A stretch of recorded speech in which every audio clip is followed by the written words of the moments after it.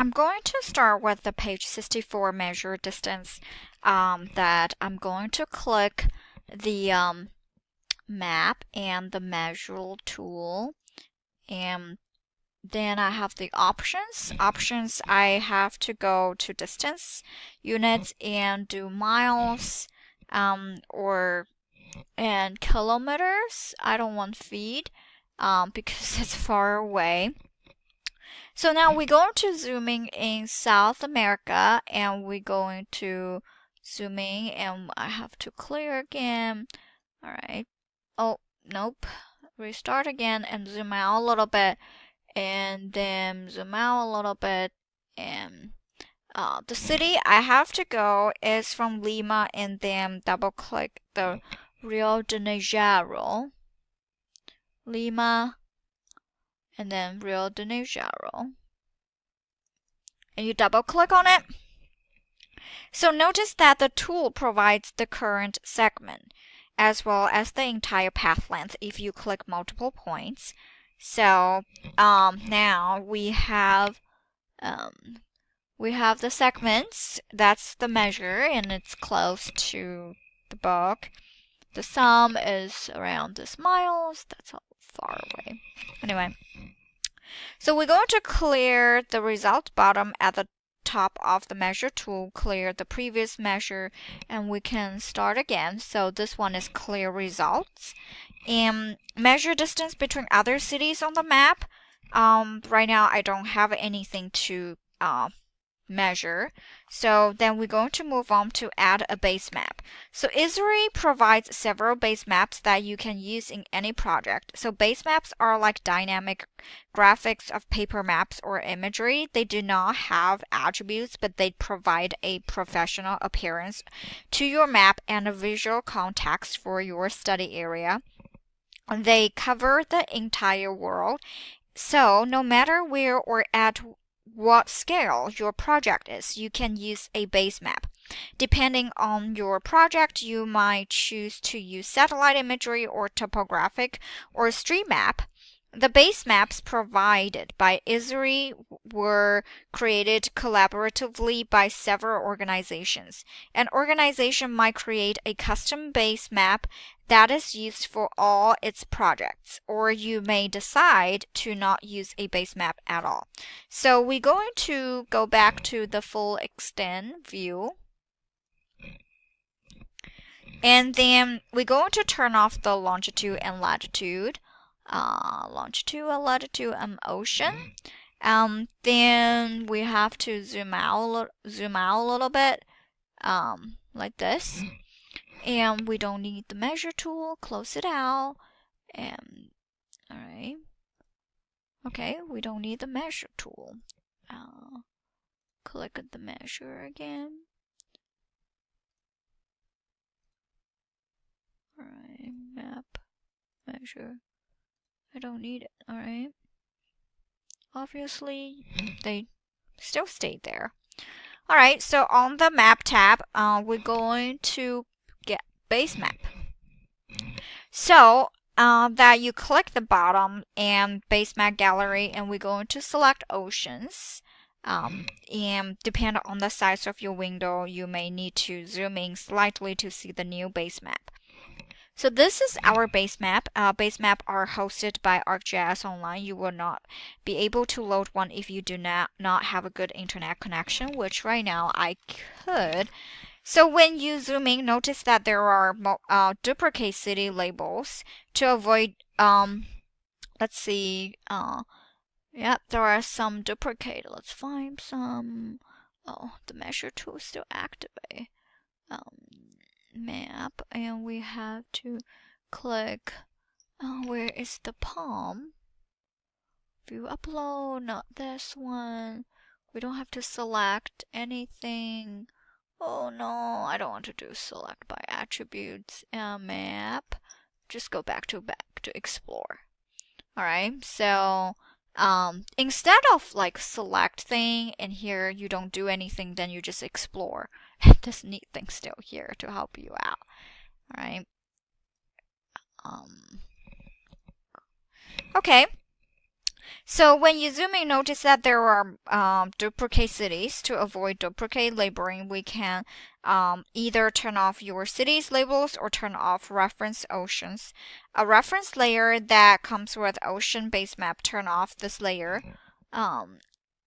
We already did. Does not affect the base map. So, but only the label and political boundaries. South Africa, what do we have? North America.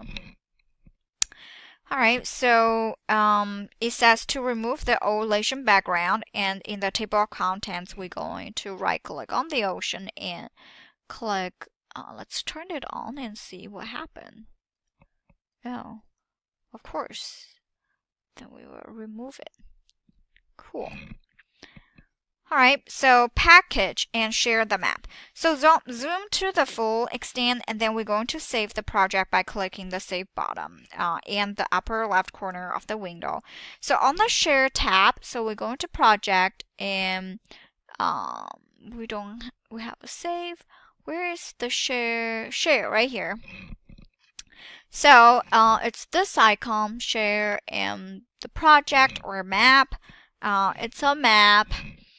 If you have other project elements you want to share, such as style, toolboxes, task lists, or attachments, sharing a project package, which includes these or other elements, is more appropriate.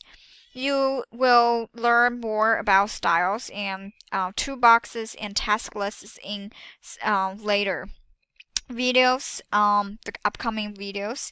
So in the package map pane, so we're going to maintain the default parameter and then click analyze when analyze is complete, and we're going to click package. So right now we're going to do is click analyze. Where is analyze? Going to click map and package map. Alright, and then we're going to do analyze first. Click analyze.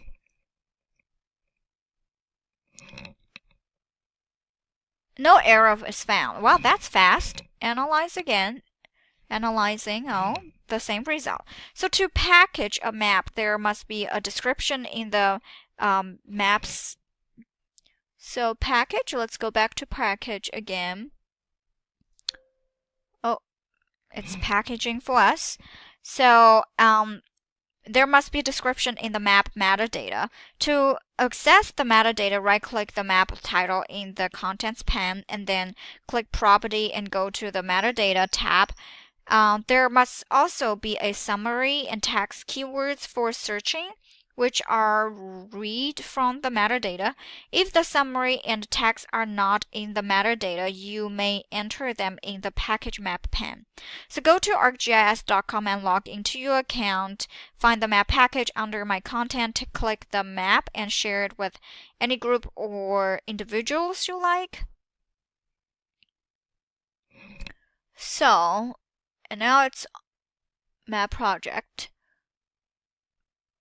And package, I already click it. No, I don't have to read. Alright, so let's go ahead and find it. If it's on my, oh no.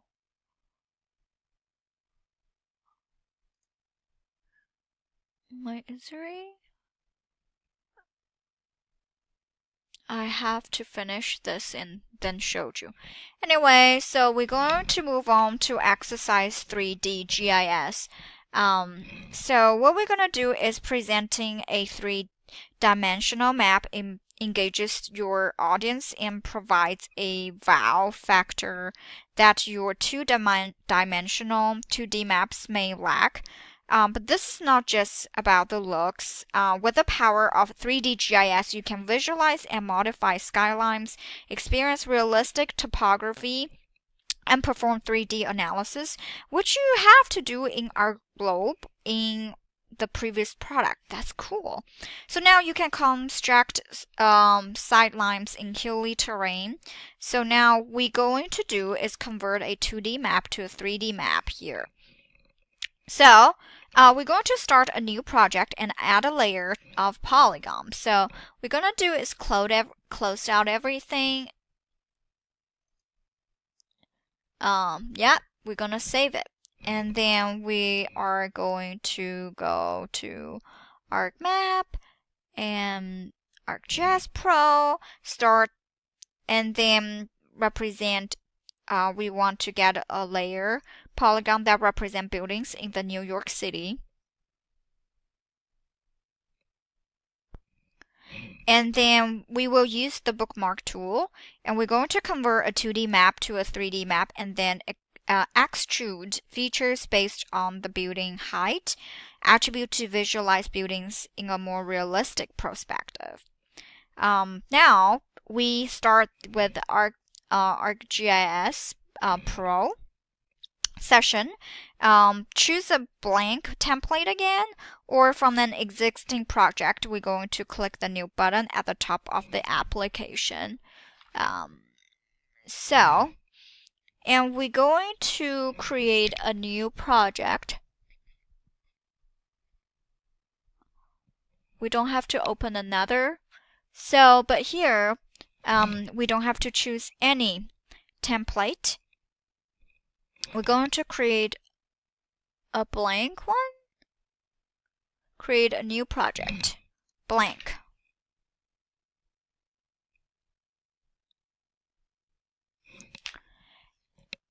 Blank. Alright, and right here we're going to name it 3D. 3D. And then store it under my folder. Not here. I'm going back to the my desktop, and here, getting to know ArcGIS, and then 3D. I just save it here then. All right. So then create a new folder for. So for this part, because a folder it's already have a 3D, so I don't need to create a folder for this project. Last time I have to, because there was nothing there. So I'm gonna click OK. And now we can see in the 3D project on the inserted tab, we're going to click new map down arrow and click new map. So new map, all right, it's gonna generate a new map for us. So that if you click new map, insert new map. So if you go to the drop down menu, you can go to new scene, new base map. But we did new map.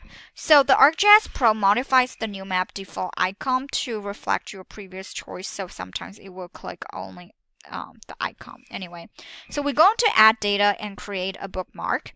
So we're going to add shapefile. Oh, I haven't used shapefile for a long time. In the project pane, we're going to expand the folder. So we do not have our project pane yet. So we just go back here and go to project pane. That brings this back. So in the project pane, we're going to expand the folder and then expand 3D. So folders and then 3D. Wow, that's really nice. For the ArcGIS Pro, the project automatically stores folder connection to the location which you saved your project.